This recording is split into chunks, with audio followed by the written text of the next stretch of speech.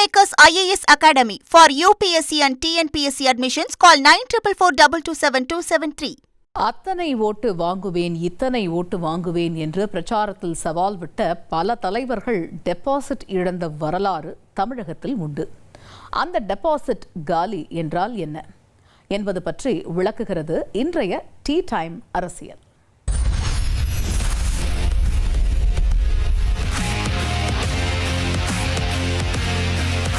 Election result வந்ததுக்கப்புறம் TV channel, செய்தித்தாள்கள், social மீடியாக்களில் நாம் அதிகமாக கேட்க போகிறது, பார்க்க போகிறது ரெண்டே வார்த்தைகளை தான். ஒன்று வரலாற்று வெற்றி, இன்னொன்று டெபாசிட் காலி.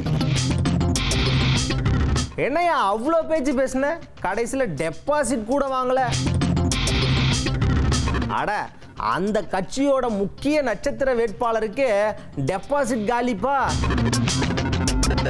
ஆமா, அது என்ன டெபாசிட் காலி? இந்த டெபாசிட் காலின்றது ஃபைனான்ஸ் மேட்டர் இல்லைங்க, பக்கா எலெக்ஷன் மேட்ரு.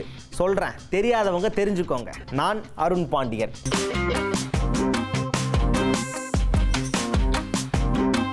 முதல்ல எலெக்ஷனில் நிற்கணும்னா நானும் ரவுடிதான்னு சொல்கிற மாதிரி நானும் அரசியல்வாதி தான்ப்பா அப்படின்னு ஒரு ஃபார்மை ஃபில் பண்ணி கொடுத்துட்டு நீங்கள் எலெக்ஷனில் நின்றுட முடியாதுங்க. அதுக்கு முதல்ல தேர்தல் ஆணையத்துக்கிட்ட ஒரு குறிப்பிட்ட தொகையை கட்டிட்டு அதுக்கப்புறம் தான் நீங்கள் வேட்புமனுவே தாக்கல் செய்ய முடியும். இப்படி கட்டுற தொகையை தான் செக்யூரிட்டி டெபாசிட்னு சொல்லுவாங்க. அது எவ்வளோ தெரியுமா? அதாவது எம்பி எலெக்ஷனுக்கு பொது பிரிவினருக்கு 25,000 ரூபாய், அதுவே எஸ்டி பிரிவினராக இருந்தால் அவங்களுக்கு 12,500 ரூபாய். இதுவே எம்எல்ஏ எலெக்ஷனில் நிற்கணும்னா பொது பிரிவினருக்கு 10,000 ரூபாய், எஸ்சி பிரிவினருக்கு 5,000 ரூபாய் தான் கட்டணும். இப்போ உங்களுக்கு ஒரு டவுட் வரலாம், ஆமாம் எதுக்கு இந்த செக்யூரிட்டி டெபாசிட்ன்ற தொகையை தேர்தல் ஆணையம் கட்டாயப்படுத்தியிருக்கு அப்படின்னு உங்களுக்கு தோணலாம். ஏன்னா இந்த ஃபன்னுக்காகலாம் நிறைய பேர் எலெக்ஷனில் நிற்பாங்க பார்த்தீங்களா, அந்த மாதிரி ஆட்களை எல்லாம் தவிர்க்கிறதுக்கு தான் இப்படிப்பட்ட ஸ்ட்ரிக்டான ரூலை போட்டிருக்காங்க. இது மட்டும் இல்லைன்னு வைங்களேன், ஊரில் பல பேர் நானும் எலெக்ஷனில் நிற்பேன், என் பேரும் பேப்பரில் வரணும், என் மூஞ்சியும் டிவியில் வரணும்னு கூட்டமாக கிளம்பிடுவாங்க. இதனால் வாக்கு இயந்திரத்தில் பட்டன் வைக்க இடம் பத்தாமல் போயிடும். அது மட்டும் இல்லைங்க, நம்ம மக்களுக்கு யார் சீரியஸான வேட்பாளர் அப்படிங்கிறது தெரியாமலே போயிடும்.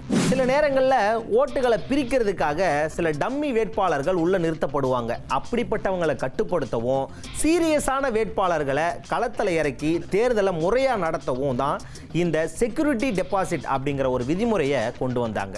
ஏங்க, எலெக்ஷனுக்காக குவார்டர் கோழி பிரியாணின்னு கோடியாக கொட்டி செலவு பண்ணுற வேட்பாளர்களுக்கு இந்த 10,000 5,000லாம் ஒரு மேட்ரா, ஜுஜிப்பிங்க அப்படின்னு உங்களுக்கு தோணுது தானே? கரெக்டு தான். ஆனால் இங்கே போகிறது வெறும் பணம் மட்டும் கிடையாதுங்க, மானமும் போச்சு அப்படின்னு சொல்லிடுவாங்க இல்லையா, அதுக்காகத்தான். அதாவது டெபாசிட் பணத்தை எலெக்ஷனுக்கு அப்புறம் வேட்பாளர்கள் வாங்குறாங்களா இல்லையா, அதில் தான் விஷயமே இருக்கு. வேட்பாளர்கள் கட்டின பணத்தை வாங்கிட்டா காலரை தூக்கி விட்டு சும்மா கெத்தா நடந்து போகலாம், யாரும் எதுவுமே சொல்ல மாட்டாங்க.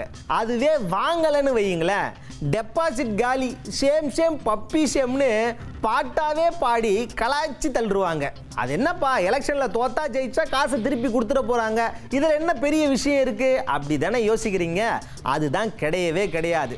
இங்கே தோக்கிற எல்லாருக்கும் காசை திருப்பி கொடுத்துடவே மாட்டாங்க. அதில் ஒரு பயங்கரமான ரூல்ஸ் இருக்குது. அந்த பணம் உங்களுக்கு திரும்ப கிடைக்கணும்னா நீங்கள் போட்டியிட்ட தொகுதியில் செல்லத்தக்க வாக்குகளில் 6ல் 1 பங்கு வாக்கை கட்டாயம் வாங்கி இருக்கணும். அப்படி வாங்கலைன்னா அமௌண்ட்டு கிடைக்காது. அதாவது இப்போ உங்கள் தொகுதியில் 6 லட்சம் வாக்குகள் பதிவாகி இருக்குது அப்படின்னா அதில் குறைஞ்சபட்சம் நீங்கள் 1 லட்சம் வாக்காவது வாங்கி இருக்கணும். அதான் ரூல்ஸு. இந்த ரூல்ஸ் படி வரலன்னு வைங்களேன், அவ்வளோதான் உங்கள் பணம் கோவிந்தா கோவிந்தா. அது தேர்தல் ஆணையத்தோட கஜானாவுக்கு சேஃபாக போயிடும். கொஞ்சம் யோசிச்சு பாருங்களேன், கோடியாக கொட்டி செலவு பண்ணி வீடு வீடாக கதவை தட்டி ஓட்டு கேட்டு பிரியாணியெல்லாம் வாங்கி கொடுத்து 6ல் 1 கூட ஓட்டு போடலன்னா மனசு எவ்வளோ வலிக்கும். அடுத்த முறை அவர் எந்த மூஞ்ச வச்சுக்கிட்டு கட்சி தலைவர்கிட்ட போய் சீட்டு கேட்பாரு? யோசிக்கவே முடியல. அதனால தான் எல்லாரும் என்ன சொல்றாங்கன்னா, இந்த டெபாசிட் காலி அப்படிங்கிறது வெறும் பணம் போற விஷயம் மட்டும் இல்லை, மானம் போற விஷயம், கௌரவம் போற விஷயம், தெரியுமா? இதில் என்ன சுவாரஸ்யம்னா, சில நேரங்களில் பெரிய கட்சிகளோட நட்சத்திர வேட்பாளருக்கு டெபாசிட் காலியான கொடுமை எல்லாம் நடந்திருக்கு. அப்போ அவங்க மூஞ்ச பார்க்கணுமே, ஏண்டா எலெக்ஷனில் நின்னோன்னு ரொம்ப காண்டா இருப்பாங்க. ஸோ நேயர்களே, இதுதான் டெபாசிட் காலி அப்படிங்கிறதோட உண்மையான கதையை கேட்ட கையோட மறக்காம ஏப்ரல் 23ஆம் தேதி எல்லாரும் போய் ஓட்டை போட்டுருங்க. வரட்டுமா?